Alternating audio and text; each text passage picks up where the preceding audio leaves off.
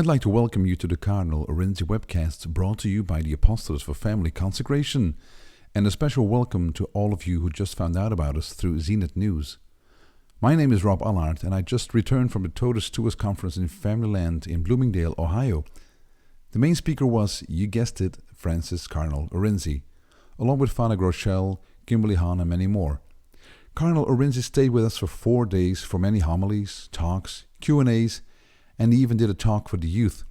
And on top of that, he also gave some video teachings on the apostolic exhortation on the Eucharist as the sacrament of charity. So you can expect a lot of interesting Cardinal Orenzi webcasts along the way.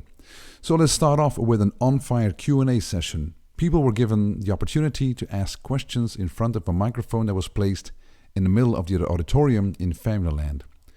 So the Cardinal could not prepare in advance, which of course does not pose a problem for him. Now for those asking the questions, well, you see for yourselves. Okay, enjoy this webcast and remember, you are subscribed to the truth. Hey, what we'd like to do is, I've got some questions here to kind of fill in when we don't have people that want to ask questions, but we've got the mic up here at the foot of the stage, and I invite you, if you would, kind of make a line down the center aisle. And just before you begin, I would like to say that if a question is on a particular difficulty in a particular parish with all kinds of details, it may not be possible for me to give you an answer because I would not have understood the situation enough. From my replies, you will see that. Okay. Thank you, Your Eminence. Can you hear me? Yes. With regard to the mentally disabled people, who decides if and when they should receive their First Holy Communion, and how does one come to this decision? And then I have a second part. What if one is already a communicating Catholic, but becomes mentally disabled through accident or illness? Could their disability be a cause to discontinue giving them Holy Communion? Thank you. In practice, the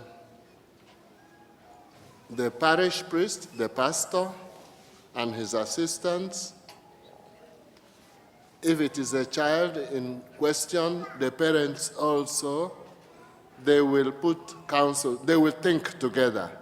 Finally, the parish priest, the pastor, would be the one to decide.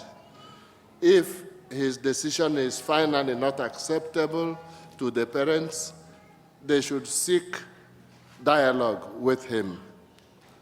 They remain free to appeal to the diocesan office. But of course, if they can get it settled in the parish, it's better.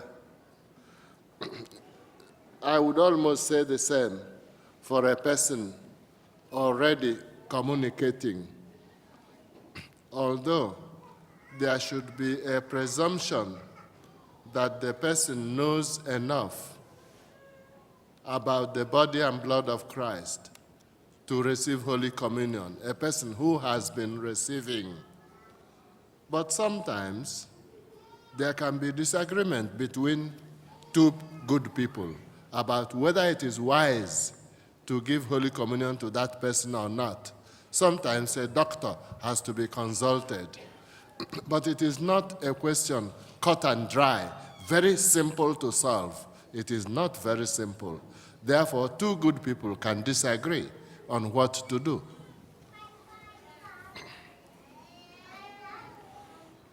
Good evening, Your Eminence. My name is Tony Simon from Virginia Beach, Virginia. The question I have for you tonight, sir, is regarding spiritual warfare, particularly personal and local infestations. At a recent youth conference in Virginia Beach, a Catholic priest, whom you may know, informed the youth that Satan often uses black animals as agents of evil to spread infestation, and suggested that if they have any black dogs and cats, to get rid of them.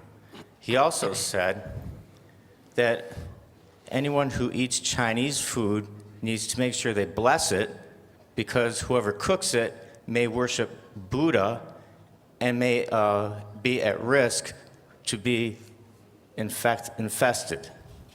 do these teachings conflict or conform with the teachings of the Catholic Church? They conflict, they do not conform with Catholic faith. They are full of superstition. So it's not a good directive to follow, whether to get rid of black animals. Superstition, pure and simple. Not to eat food cooked by Buddhists or Hindus. You are not serious?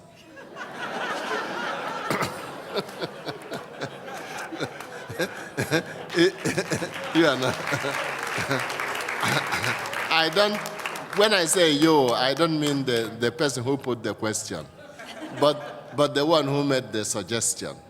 Are you saying that we will only eat food if it is cooked by a daily communicant? Otherwise, we have to sprinkle holy water on it and sprinkle the water from Lourdes and say 2 rosaries and then two masses before we eat. That's exaggerated. I would almost accuse the person saying it of being the one from whom I will not accept food because it's full of superstition.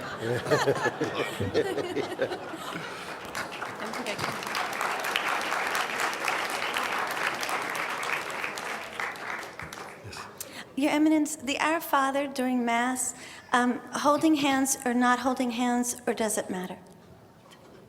It is not prescribed in the book for Mass that the people will hold hands, or even that the priest will hold hands.